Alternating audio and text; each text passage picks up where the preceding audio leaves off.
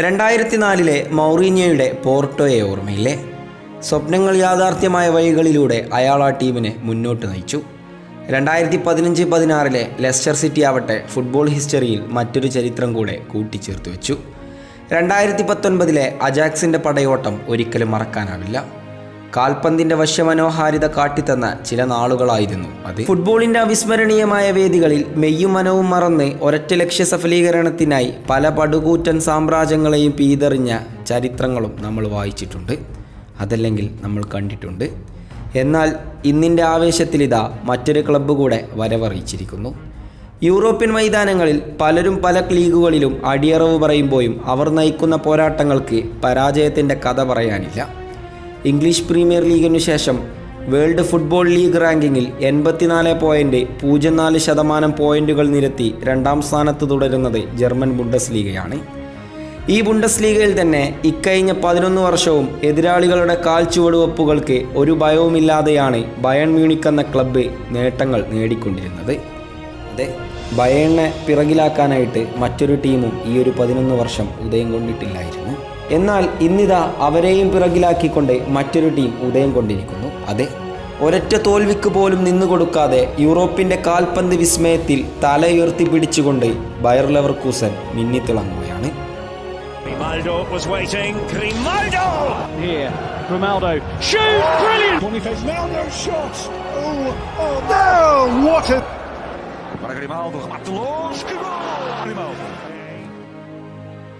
രണ്ടായിരത്തി 2022 ബുണ്ടസ് ലീഗ ചാമ്പ്യൻഷിപ്പിൻ്റെ ടേബിളിൽ 17ാം സ്ഥാനത്ത് തുടരുന്ന ലെവർകൂസൻ അവരുടെ മുഖ്യ പരിശീലകനായ ജെറാഡോ സിയോണിയെ പിരിച്ചുവിടുന്നു. പകരക്കാരനായി സ്ഥാനമേൽക്കുന്നത് ലിവർപൂളും റിയൽ മാഡ്രിഡും ബയൺ മ്യൂണിക്കും താണ്ടി വന്ന ഒരു സ്പാനിഷ്കാരൻ. അതെ, അയാളെ ചുമതലപ്പെടുത്തി. പിന്നീട് അങ്ങോട്ട് കണ്ടത് ചരിത്രമാണ്. I am very excited about this task and I am confident that we will live up to this claim. സാബിയുടെ വാക്കുകളിൽ തന്നെ അയാൾ ആ ടീമിനെ മാറ്റിമറിക്കുമെന്ന സൂചനകൾ യൂറോപ്പിൽ പടർന്നു പിടിച്ചിരുന്നു. കഴിഞ്ഞ ഏതാനും വർഷങ്ങളിൽ ഒരിക്കൽ പോലും ടേബിളിൽ 1ാം സ്ഥാനം നിലനിർത്താൻ കഴിയാത്ത ഒരു ടീമിനെ അയാൾ ചുമലിലേറ്റി. 1904 ജർമ്മൻ ഫാർമസ്യൂട്ടിക്കൽ കമ്പനിയായ ബേയർ ഏജിയുടെ ജീവനക്കാരാണ് ഈ ക്ലബിന് രൂപീകരണം നൽകുന്നത്. അതിൻ്റെ ആസ്ഥാനം ലെവർകൂസനായിരുന്നു. അവിടെ നിന്നുമാണ് ഈ പേരും ഇതിന് ലഭിക്കുന്നത്. അന്നു മുതൽ 120 വർഷത്തിലേറെ പഴക്കമുള്ള ഈ ക്ലബിന് പറയാനുള്ളത് 5 തവണ ബുണ്ടസ് ലീഗയിൽ ഫൈനലിൽ പരാജയപ്പെട്ട കഥ മാത്രമാണ്. തരം താഴ്ത്തപ്പെടലിൻ്റെയും വിമർശനങ്ങളുടെയും മുമ്പിൽ സാബി എന്ന തന്ത്രശാലി അവരെ പടുത്തുയർത്തി. മികച്ച യുവതാരങ്ങളെ മാത്രം അയാൾ ആ ടീമിൽ പരീക്ഷിച്ചുകൊണ്ടിരുന്നു. വ്രിറ്റ്സും സാക്കയും നാദാലിൻ ടെല്ലയും ഗുസ്താവോയും അടങ്ങുന്ന മിഡ്ഫീൽഡ് ഭരണം കീഴടക്കിയപ്പോൾ പാട്രിക് ഷിക്കിനെ പോലെയുള്ളവർ മുൻനിരയിലും തിളങ്ങി നിന്നു. ജൊനാഥൻ തായയുടെ കീഴിൽ ഡിഫൻസിലും ഒരു സെറ്റ് തന്നെ സാബി ഉണ്ടാക്കിയെടുത്തു. പിന്നീടുണ്ടായത് ചരിത്രമാണ്.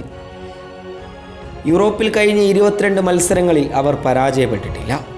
അതെ, ബയൺ മ്യൂണിക്ക് എന്ന ക്ലബിനെ മറികടക്കണമെങ്കിൽ ബറൂഷിയ ഡോർട്ട്മുണ്ട് എന്ന ക്ലബ്ബ് വേണമെന്ന് പലരും ആവർത്തിച്ച് പറഞ്ഞതായിരുന്നു. എന്നാൽ ഇന്നതെല്ലാം കാറ്റിൽ പറത്തപ്പെട്ടുകൊണ്ടിരിക്കുന്നു. ബയർ ലെവർകൂസൻ എന്ന ടീം സാബിയുടെ കരങ്ങളിൽ എത്തിയതിന് പിന്നാലെ അവരെല്ലാം വെട്ടിപ്പിടിച്ച പോലെയാണ് ഇന്ന് യൂറോപ്പ് കീഴടക്കിക്കൊണ്ടിരിക്കുന്നത്. ബുണ്ടസ് ലീഗയുടെ ആ ചാമ്പ്യൻഷിപ്പ് കരസ്ഥമാക്കാൻ സാധിക്കട്ടെ എന്ന് ഫുട്ബോൾ കോർട്ട്.